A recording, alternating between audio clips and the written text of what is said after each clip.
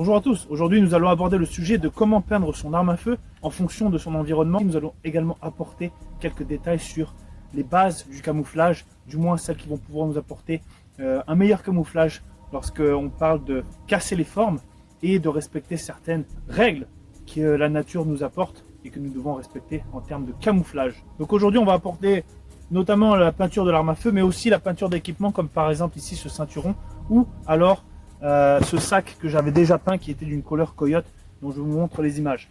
On va aussi peindre, je vais vous montrer comment peindre un tarp ou notamment un poncho dépendamment de votre environnement. Exemple, j'ai du matériel français donc qui a des couleurs, c'est du Woodland Centre-Europe. Donc ici c'est plutôt sec, c'est plutôt des couleurs on va dire tan, qui vont s'approcher du tan coyote. On a également la partie des arbres qui va vraiment être beaucoup plus verdoyante. Mais voilà, on ne se balade pas d'arbre en arbre, on est en général à ras du sol et quand on prend position, donc c'est directement dans les châchis, dans les buissons où on vient se mettre à couvert ou encore venir casser les formes.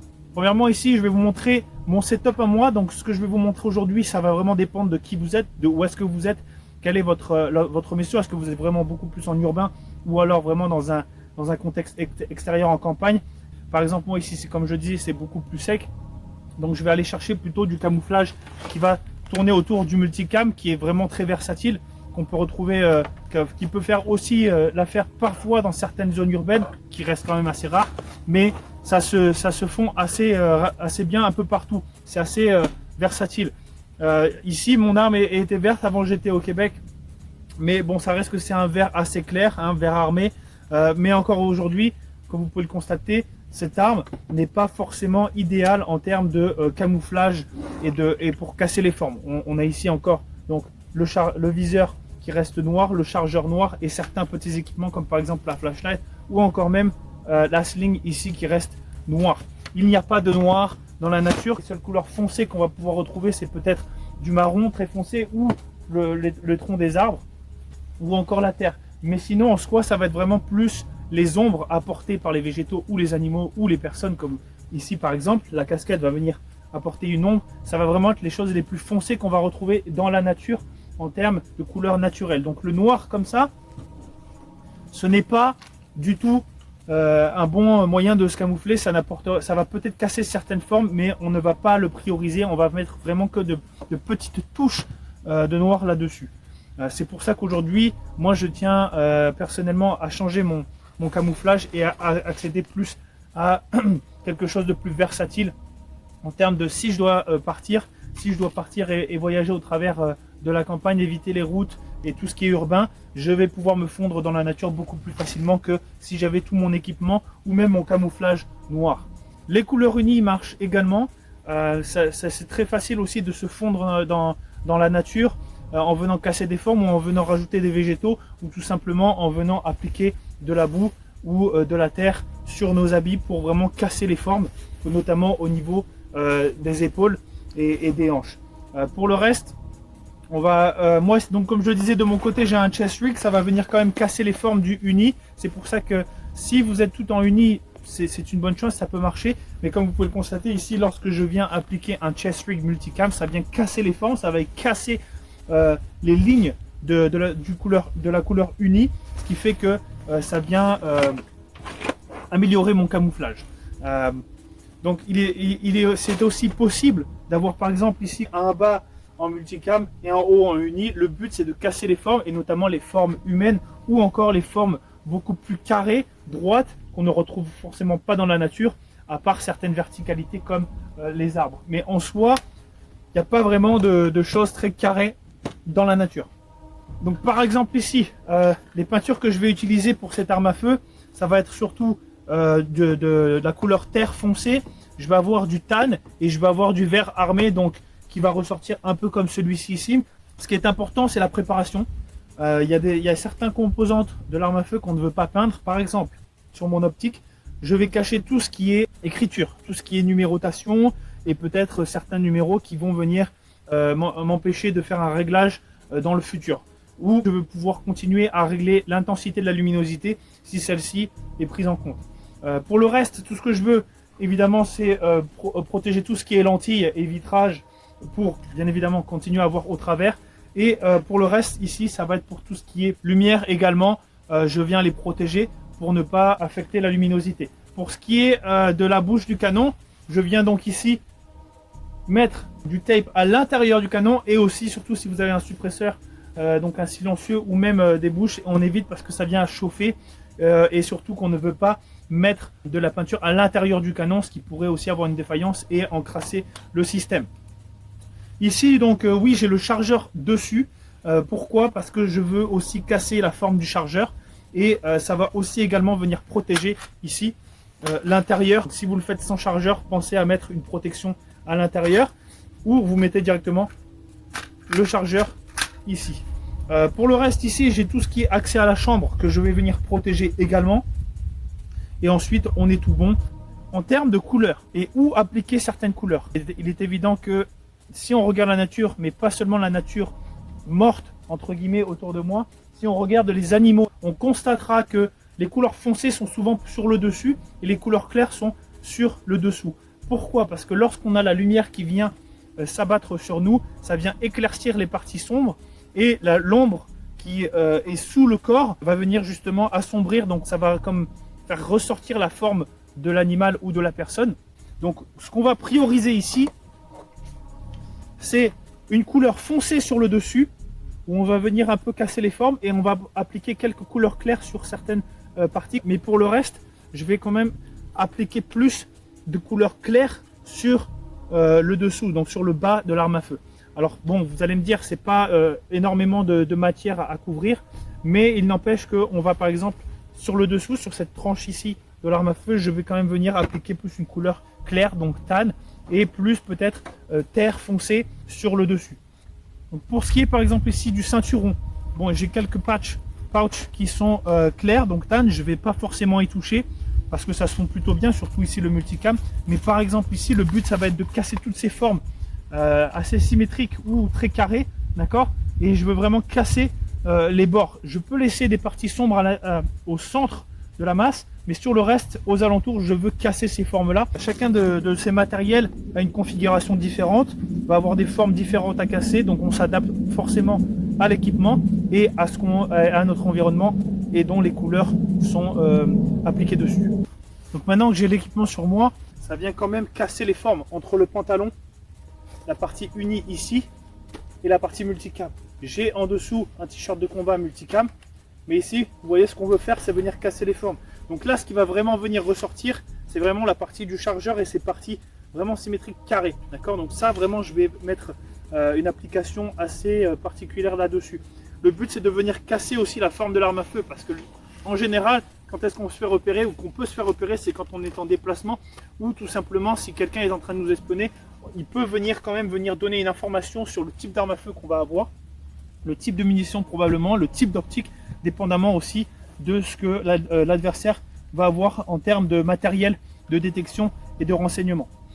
Alors certains diront, oui mais on a quand même plusieurs saisons, il faut quand même s'adapter. Alors oui, vous pouvez adapter les couleurs et les peintures à chaque saison, c'est-à-dire je vais venir adapter les couleurs par exemple plus foncées, plus claires.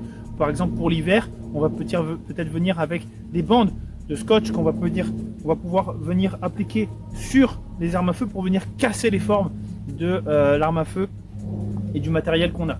Le but c'est la dissimulation. Le camouflage parfait forcément n'existe pas, il dépendra toujours de l'environnement où est-ce que vous évoluez, et si vous avez à passer par différents environnements, par exemple des vallées ou des sommets, et que vous êtes en hiver mais qu'il y a beaucoup plus de neige, comme ici on aura beaucoup plus de neige sur les sommets, mais on n'aura pas de neige forcément dans la vallée. Donc si à ce moment-là je dois venir transférer au travers de ces différents environnements, je vais pouvoir adapter ou pas mon équipement.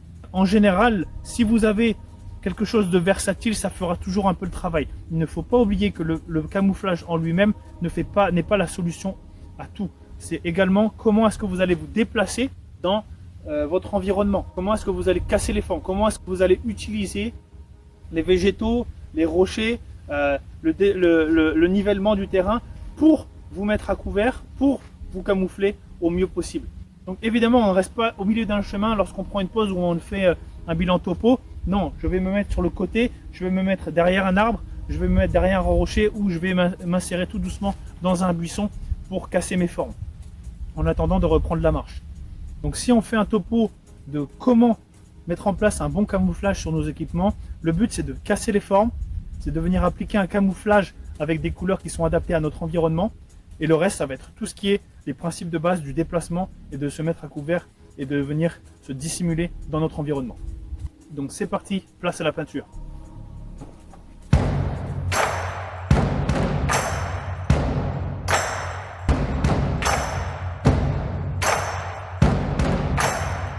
On commencera donc par une première couleur claire pour la première couche.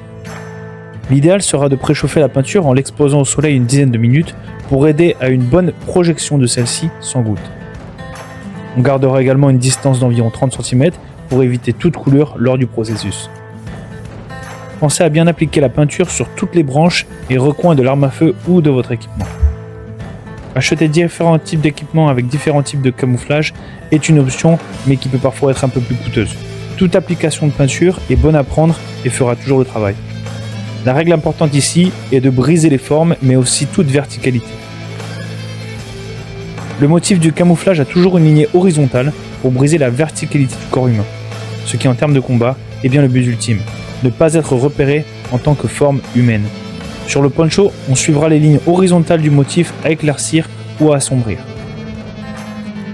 Sur l'arme à feu par contre, ça ne sera ni dans sa verticalité ni dans son horizontalité, mais bien en diagonale, car quand on porte son arme en déplacement ou dissimulation, celle-ci se tient généralement en diagonale. Cela viendra donc casser la verticalité du corps humain.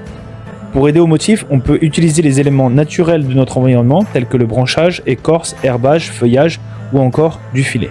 Après environ 10 minutes de séchage, on viendra donc appliquer la couleur plus foncée en respectant la position d'application de celle-ci.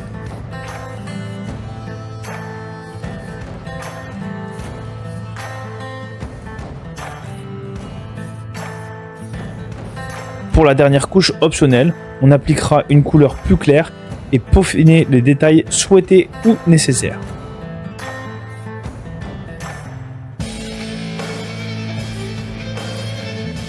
Ici, fin de l'application, on retire les morceaux de scotch et l'arme est prête à être utilisée dans son environnement.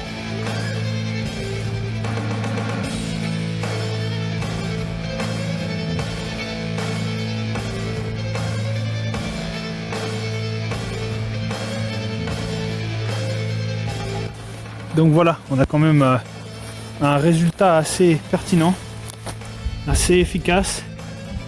C'est sûr qu'il y aura toujours, par exemple, ici la partie noire, sombre, et quelques endroits que j'avais laissés pour toujours avoir accès au réglage. Mais de manière générale, on a quand même quelque chose qui est arrivé à une certaine distance, arrive quand même à pas mal disparaître. Donc voici le résultat comparé à une arme qui est totalement noire. Quand vous les achetez, on voit vraiment une grosse différence de contraste. Alors, je peux venir la poser ici, ça vient bien casser les formes. J'ai respecté, tel que mentionné, la partie plus sombre sur le dessus, et on vient plus sur un éclaircissement sur le dessous et la partie inférieure. Évidemment, comme vous pouvez le constater ici, j'ai gardé tout ce qui est les paramètres de réglage accessibles, visibles, au cas où que j'ai un changement à faire. J'arrive à être précis. Plus de scope qui vraiment ressort du lot, qui sort du décor. Pareil pour la flashlight. Et le mieux c'est d'acheter par exemple différentes armes à feu, par exemple pour les 4 saisons, et vous adaptez chacune des armes à feu avec la peinture de l'environnement adapté. Rien ne vous empêche de repeindre votre arme à feu à chaque saison. Ça demande évidemment un certain budget de peinture qui aujourd'hui dépasse l'entendement. Pour l'hiver, mais encore là c'est pas vraiment forcément nécessaire. Comme je le disais, le tape qu'on vient apposer sur le long du rail et venir casser les formes et venir casser toute forme d'outils ou de forme dite humaine. Donc voilà le résultat. Donc que je le porte sur le côté, en bandoulière, ça se blind assez bien avec l'environnement arrière. C'est sûr que ce n'est pas un multicam, mais arrivé ici, ça change pas qu'on a quand même un très bon résultat. Donc certains diront ce n'est pas très fancy. C'est vrai que c'est pas un camouflage qui claque. Voilà, c'est pas quelque chose qui donne super envie, mais c'est quelque chose qui marche. En tout cas pour mon environnement, Donc je le rappelle, je me suis basé sur, j'ai du kaki, du vert armé et du marron foncé, donc couleur terre foncée. Pour ce qui est du camouflage de la ceinture, donc on peut voir un bien meilleur résultat, comme ici, le holster vient bien se fondre dans le décor en arrière. Je n'ai pas de forme noire qui ressort de l'environnement et qui vient en plus très bien se fondre avec ici le multicam. Donc on voit quand même une belle différence aussi avec la partie de cette petite pochette ici. Et ensuite on vient après avec tous les porte-chargeurs que j'ai peints. C'est beaucoup mieux qu'un noir intense qui vient vraiment sortir du lot, vient imposer un contraste. Donc voilà, et c'est ainsi que la vidéo s'achève. Je vous remercie d'avoir suivi la vidéo jusqu'au bout. Je vous invite à liker, partager, commenter et vous abonner à la chaîne pour plus de contenu. Prochainement, il y aura une vidéo concernant le camouflage qui évidemment inclura les armes à feu, mais aussi l'équipement, comment se mouvoir et comment utiliser la nature à notre avantage en même temps que notre équipement. Donc je vous invite à nous suivre, à vous abonner pour ne rien rater. Pensez à mettre la notification. Sur ce, on se retrouve tout bientôt pour une nouvelle vidéo. À bientôt. Ciao, ciao.